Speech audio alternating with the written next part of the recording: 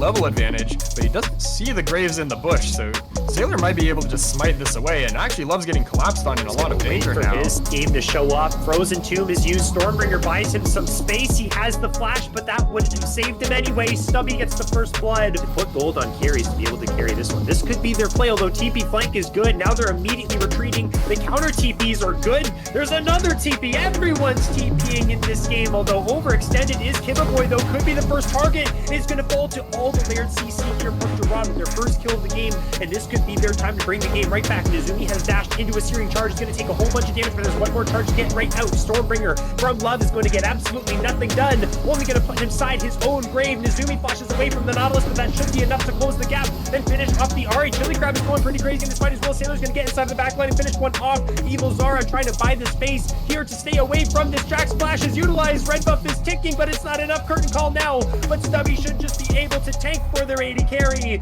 And Omega Gaming Fever, despite it looking good for the other side, remain in control. There, if anyone's off the map on the side of Omega, that could turn to get engaged on.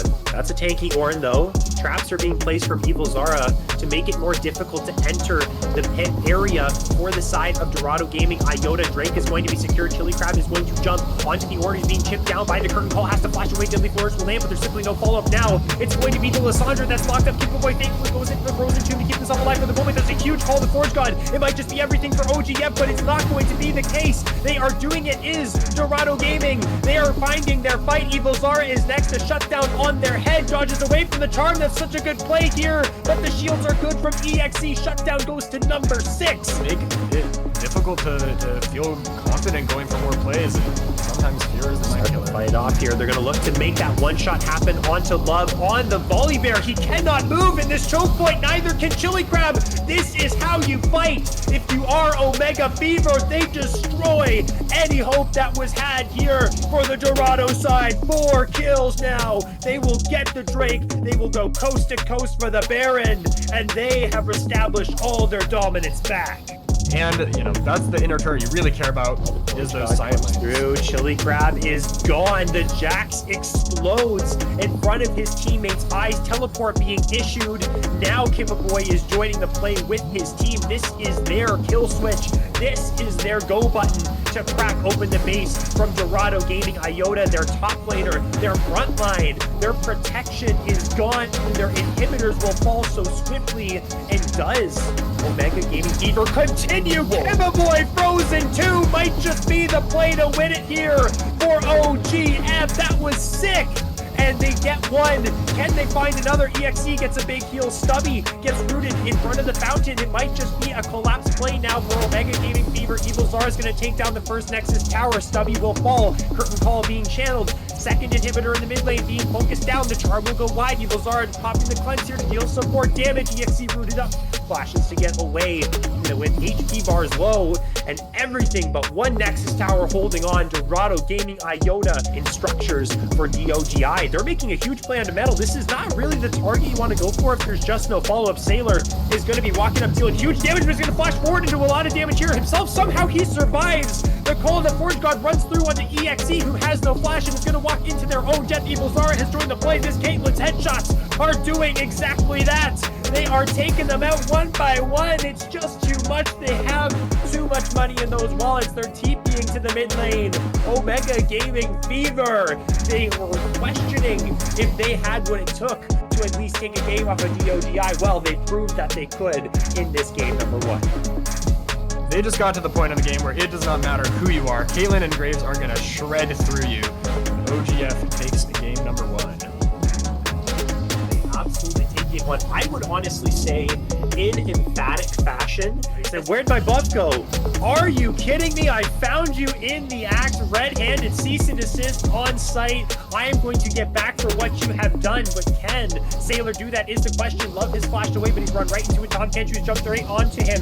Chili Crab wants to return the favor, but an excellent Devour will bring the shielding to keep Sailor alive. And Vault Breakers wait for the moment. Chili Crab in a 1 versus 3, but Nezumi is here to join the fight. Does have the shockwave. Actually doesn't have the shockwave. That was used in an earlier 1 versus 1, but still Chili Crab is holding on. This Bootier is so powerful. They just don't have the damage to eat through his HP. In the end, it's a 1-for-1. Objectives, I've forgotten how OP this champion is at that, but we're going to see the fight break out. Nizumi's going to be the target, flash away from the dredge line. Shockwave, massive in response. Kibaboy flashes forward of all places. Perfect execution, usage 2 will not find the kill, but the 5-point strike will immediately after. Metal's going to find some heal with the dredge line. Excellent work from him to keep Stubby away from a dangerous position. He's going to get CC'd up and is going to get out of that dive to safety. The Solar player is used. They're trying to deal the damage to kill the Tom Gench, but he's just too tanky. He's going to devour the Udyr and barf from underneath the tower, but the Udyr is pretty quick, and Chili Crab runs away to safety.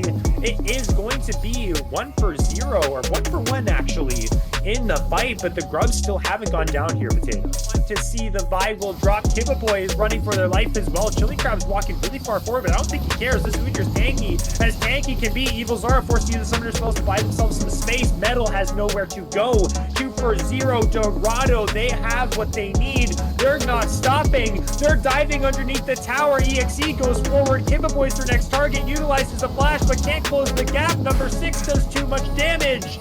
And Dorado took game 1 personally. They're back with a vengeance for game 2.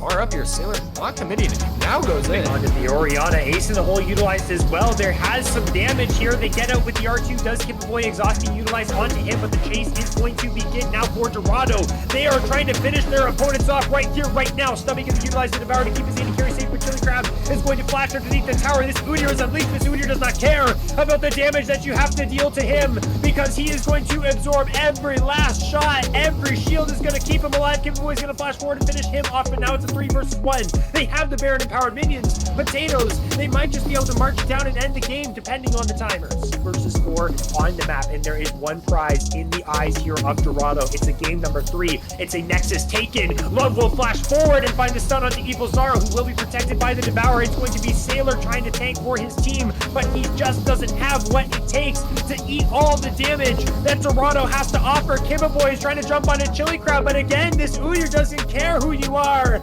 He is not going to fall. He will only bring his team success, and success is what Dorado have found, and we're knotted up at 1 game apiece. Great adaptation from Dorado in game number 2. The waves come back in. EXE is able to walk up, and Nizumi's able to Black use from Metal here. That's a bit of a miscommunication. That's going to be first blood. That was not what you want if you are Omega Fever to start your game number 3, Potatoes. Again, you and I talked about has to be a big part about this Dorado team. We see explosive cast come out. Stubby's taking a little bit of damage. Chili Crab really likes these extended traits on the Gragas. Gonna use the slam here to deal a good amount of damage. The last cast is gonna be enough. Chili Crab, okay. The freeze. Metal is here to rotate, but EXE was already here. They're gonna try and make a plan to the Karma, but they don't have the damage to burst him through. The healing is great. This Karma's chilling. This Karma is as healthy can be. On the other side, it's going to be Chili Crab to finish off that final Void Grub. They're killing everyone. They're getting their cake. They're eating it too. It's a whole gourmet meal. Stormbringer used from Sailor to get over the wall, but you're only going to delay the inevitable. Nizumi. It's going to be tough to find this Corki, who is really strong. Still, like you mentioned, no second item spikes yet. Fisher committed. Sailor might have just walked way too far forward into the concussive blows. They get stunned up. They are the target. The jungler is down, slicing Maelstrom onto a whole bunch of people, but there's just no damage from Omega Fever's side. Kibaboy using the last charge of the Spirit Rush to retreat. Those missile barrages from number 6, level 11. Corki to a level 6 rel is huge. On the other side, Chili Crab overextends, and Omega Fever get one back. But overall, Dorado are going to be happy with their result. Immune item spike, and this is something that Omega Fever has to assess, is how can we get onto this Corki?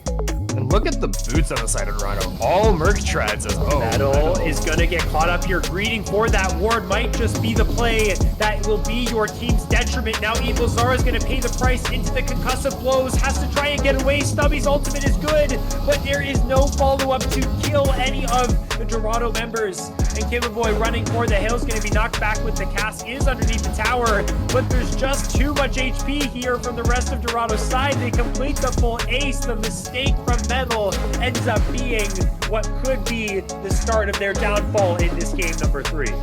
They're slowly but surely going to be able to do so. And they might just start the fight off right here. Evil Zara forced to flash away, using the rocket jump to buy himself some space. The slicing Maelstrom will not get any value at all. They're able to kill off one, but the rest of the team is falling here. Flashing forward is EXE to try to find the concussive blows onto Sailor to finish off that kill, but he's going to get chopped down by those special arcane towers. They may have stepped too far forward, but pay attention to number 6. He is still alive. Nezumi is taking up. Buster shot is good from Evil Zara. You have to be as evil as you can be to bring your team back into this one. Number 6, level 14 on this Corki, trying to deal damage from the backline. Chili Crab is trying to take for him as well. The body slam won't get enough value, and Sailor's going to try and chase down this Corki here. Needs that shutdown. Does he have the damage though? This Corki is strong as ever. The shield is good. The healing's good, but no! The missile barrage will blow him to shreds. All to smithereens. Number 6 needed a big performance, and he is bringing it here.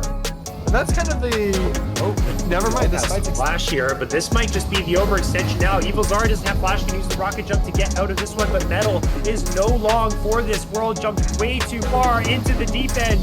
Kippa Boy has to use the Spirit Rush to buy some space. Sailor as well has to utilize the flash, or doesn't end up using the flash, but still has to get away from the onslaught that Dorado is putting onto the Nexus Towers. They want the win here, right here. They want it right now. They're going to grab 2. They're going to grab the last Nexus Tower. Stubby is going to using the slicing Maelstrom, but cannot got the damage to finish them off. This is going to be the victory here for Dorado. Backs against the wall. They complete the reverse sweep. They show that they are the deserving ones of number 2 in the league, and they get that right here. Fantastic game 3 from Dorado to get the series win. Another huge performance out of number 6 on the Corki. I love seeing that pocket pick of the Karma mid, able to withstand the pressure from the